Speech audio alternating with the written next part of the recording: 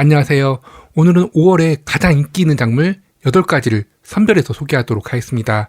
5월달 하게 되면 전국적으로 늦서리 피해가 거의 없는 달이다 보니까 봄에 심을 수 있는 대부분의 작물을 심을 수 있는 그런 시기예요. 워낙 많은 작물을 심을 수 있는 그런 달이다 보니까 오히려 어떤 작물을 선별해서 심어야 될지 고민이 될 정도인데요. 이런 이유에서 오늘 영상을 촬영해 보았으니까요. 오늘 소개해드린 8가지 작물이 5월달에 텃밭에 가장 많이 심어주는 작물들이니까요. 이 점 감안하셔가지고 5월 텃밭에 어떤 작물을 심을지 고민해 주셨으면 좋겠고요. 그리고 오늘 소개해드린 8가지 작물 중에는 재배가 까다로운 작물도 있고요. 그리고 작은 텃밭엔 어울리지 않고 어느 정도의 경작 면적이 필요한 그런 텃밭 작물도 있는데요. 이와 같은 작물들은 쉽게 키울 수 있는 방법도 소개해 드릴 거고요. 그리고 넓은 면적에 경작하지 않는다 하더라도 작은 텃밭에서도 충분히 키울 수 있는 방법이 있는데 이 부분도 함께 소개해 드릴 거니까요. 영상 끝까지 시청하셔가지고 많은 도움 받으셨으면 좋겠습니다. 첫 번째 작물로 고추인데요.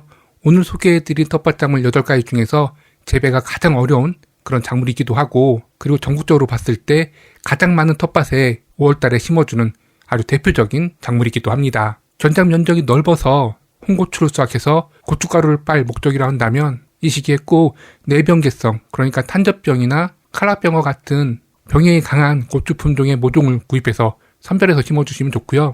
이와 반대로 경작 면적이 작아서 홍고추는 포기하고 풋고추만을 수확해 먹을 계획이라면 미인 풋고추나 오육 풋고추 또는 당뇨 예방 효과가 있는 당조고추도 있으니까 이와 같은 고추 품종을 심어주면 참 좋고요. 딱 한 가지 고추 품종을 소개해 드린다면 병충해 피해가 많지 않은 가지고추가 있는데, 이 고추 같은 경우에는 특이하게도 이름에서도 알 수 있듯이 가지 빛깔을 내는 것이 특징이거든요. 저의 경우 올해는 씨앗을 2월달에 파종해가지고 현재까지도 육묘 진행하고 있는데, 이처럼 홍고추로 수확할 목적이 아니라면 더 다양한 품종의 고추를 심어 재배할 수 있으니까요. 고추하게 되면 벌레 피해와 병해가 많아서 텃밭에 심으면 노동력만 들어가고 많은 고추는 수확할 수 없어 라는 생각을 버리시고 이와 같은 풋고추 품종의 고추를 심어주게 되면 의외로 꽤 오랜 기간 동안 이 풋고추를 수확해 드실 수 있으니까요. 매년 마음만 있고 고추를 심어 재배하지 않았다면 올해는 꼭 이와 같은 고추 품종을 선택해가지고 텃밭에 심어보셨으면 좋겠습니다. 다음 작물은 고구마인데요. 남부 지역의 경우라면 빠르면 4월 중순부터도 이 고구마 순을 텃밭에 심어 재배하겠지만 전국적으로 본다면 고구마 순을 가장 많이 심어주는 시기 하게 되면 바로 5월달입니다.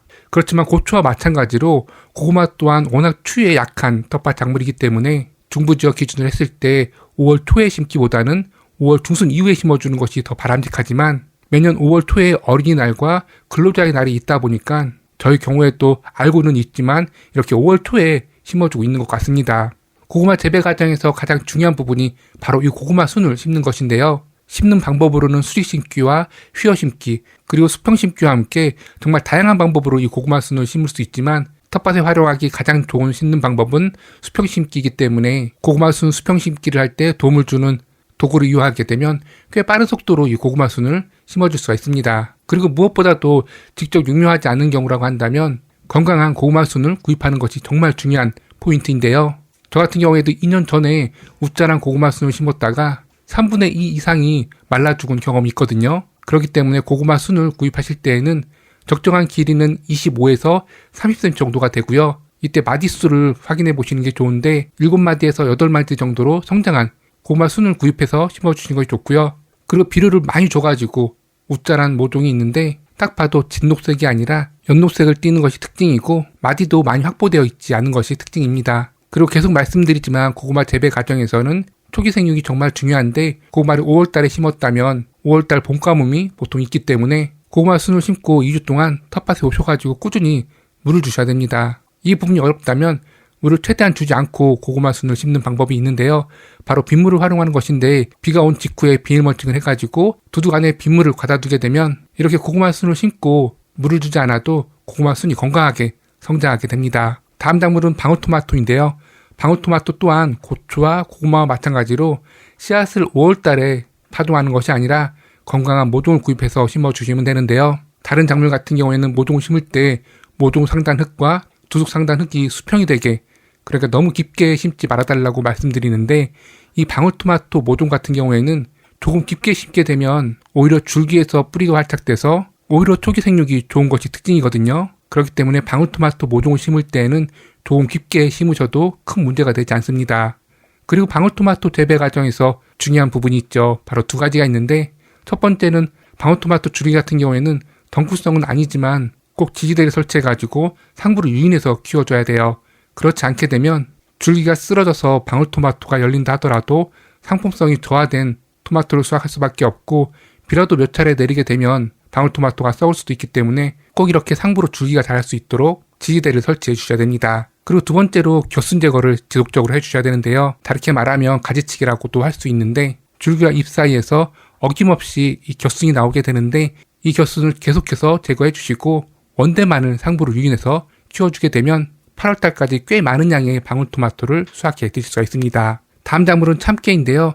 참깨하면 10평 이상, 그러니까 어느 정도 견작 면적이 돼야지만이 심어주는 아주 대표적인 텃밭 작물이죠. 그럼에도 불구하고 작은 텃밭에서도 충분히 이 참깨를 심어 재배할 수가 있는데요. 바로 참기름은 포기하고 통참깨만을 수확할 목적으로 이 참깨를 텃밭에 심어주게 되면 마트에서 참깨 구입할 일 없이 직접 재배한 통참깨를 요리에 활용해 드실 수 있습니다. 참깨는 5월달에 모종을 구입해서 심어줄 수도 있지만 보통은 씨앗을 직파해서 심어주거든요. 중부지역 기준으로 했을 때 5월 중순 이후에 씨앗 파종하는 것이 냉해 피해를 줄일 수 있는 방법이고요. 길게는 장마 전까지도 씨앗 파종할 수 있으니까 너무 서둘러 씨앗 파종하기보다는 좀 여유를 갖고선 씨앗 파종해 주셨으면 좋겠습니다. 이렇게 참깨 씨앗을 5월 중에 파종하게 되면 파종하고 열흘 안에 싹이 올라오는 것을 관찰할 수가 있는데, 이때 꼭 해줘야 될 것이 보통 한 구멍당 씨앗을 3-4개 정도 심어주는데 대부분의 씨앗에서 싹이 나올 거예요.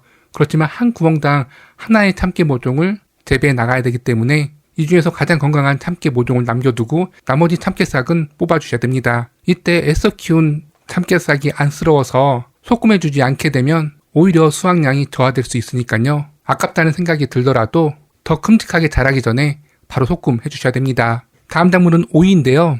오이는 참깨와 달리 5월달에 씨앗 파종하는 것이 아니라 건강한 모종을 구입해서 심어주시면 되고, 오이 또한 추위에 매우 약한 작물이기 때문에 중부지역 기준으로 했을 때 조금 빨리 심기보다는 조금 늦게 심는 것을 추천드립니다. 그리고 오이 같은 경우에는 이렇게 5월달이 아니라 가을 재배도 물론 가능해요. 그렇지만 가을 재배 같은 경우에는 무더위 속에서 이 오이 모종을 심어줘야 되다 보니까 병충해가 더 많은 것이 특징이고, 생육도 그렇게 좋지 않다 보니까 텃밭 기준으로 했을 때 1년에 한 번 이 오이를 재배한다면 꼭 이렇게 5월달에 모종을 구입해서 심어주시는 것을 추천드립니다. 오이 또한 모종만 심고 끝나는 그런 작물이 아니죠. 대표적인 덩굴 작물이기 때문에 오이 모종을 심은 직후 또는 오이 모종을 심기 전에 꼭 지지대를 설치하고 오이망을 대주어야 됩니다. 그렇게 하게 되면 오이가 스스로 덩굴손을 뻗어가지고 상부로 자라게 되는데요.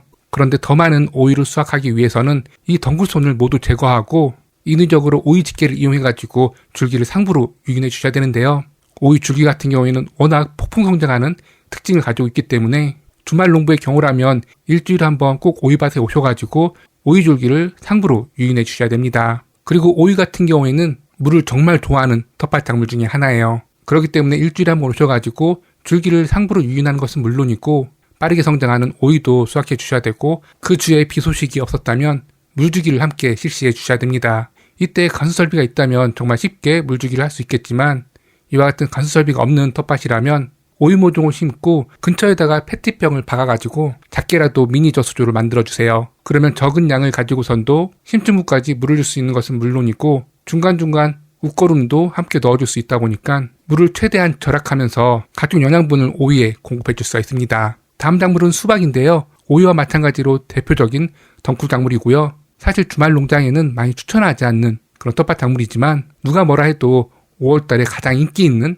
작물 중에 하나입니다. 그리고 작은 텃밭에서도 충분히 이 수박을 재배할 수 있는 방법이 있는데요. 바로 큼직한 수박 품종을 텃밭에 심는 것이 아니라 복수박이나 애플수박, 그리고 망고수박처럼 과의 크기가 작은 수박이 따로 있거든요.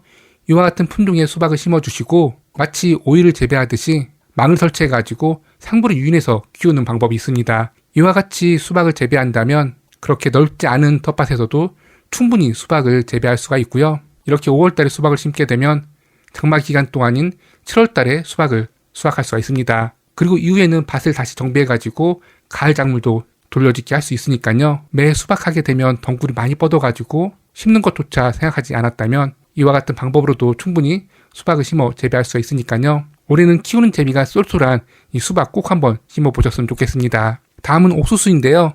옥수수는 빠르면 4월달부터도 씨앗 파종 가능하지만 냉해 가능성이 충분히 있다 보니까 텃밭 경험이 많지 않으신 분들의 경우라면 이렇게 4월달 이른 시기에 심기보다는 5월달에 씨앗이나 모종을 구입해서 심어주는 것을 좀 더 추천드리거든요. 그리고 이렇게 5월달에 모종이나 씨앗을 심게 되면 늦서리 피해를 거의 받지 않고 재배 진행할 수가 있기 때문에 오히려 흰색 부직포를 덮는다던가 또는 씨앗을 파종하고 배색 비닐을 덮는 등의 노동력을 줄일 수가 있습니다. 그런데 수박과 마찬가지로 옥수수 또한 작은 텃밭에는 어울리지 않는 그런 텃밭 작물이죠. 그리고 주말 농장의 경우 특히나 임대받아서 인근에 농장이 붙어있는 경우라면 이렇게 키가 2m까지 자라는 옥수수를 심었다면 다른 텃밭에 그늘지게 하기 때문에 어찌 보면 심지 말아야 되는 그런 텃밭 작물 중에 하나일 수 있는데요. 그렇지만 이 또한도 대안이 있는데요.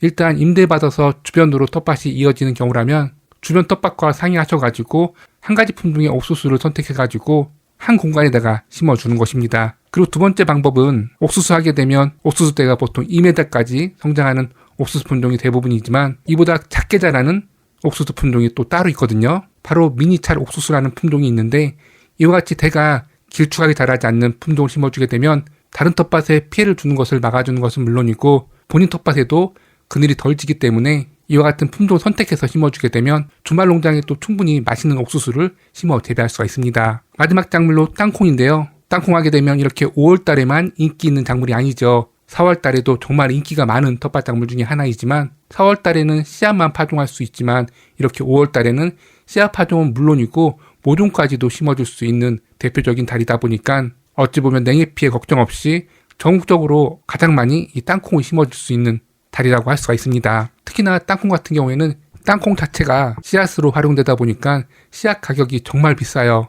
이렇게 씨앗 가격이 비싸다 보니까 모종 가격은 더 비쌀 수밖에 없는데요. 그러다 보니까 씨앗을 파종하고 싹이 나오지 않게 되면 다시 씨앗을 구입해서 심어주기 참 어려운 작물 중에 하나인데요. 이런 이유에서 땅콩 같은 경우에는 싹이 참 잘 올라오는 그런 텃밭 작물임에도 불구하고 싹을 작게라도 내서 심어주는 것을 추천드리는데요. 이렇게 1cm 정도 싹을 내서 땅콩을 심는다면 4월달에 심는 것보다는 이렇게 5월 초에 심는 것이 더 바람직하기 때문에 혹시라도 4월달에 땅콩 씨앗을 파종하지 못했다면 이렇게 싹을 내가지고 5월달에 파종해 보셨으면 좋겠습니다. 이렇게 해서 오늘은 5월달에 가장 인기 있는 텃밭 작물 8가지를 선별해서 소개해 드렸어요. 사실상 5월달에 심지 않게 되면 그의 재배가 거의 불가능할 수도 있는 상황이 벌어질 수 있고 심을 수는 있지만 재배가 좀 더 어려워질 수 있으니까요.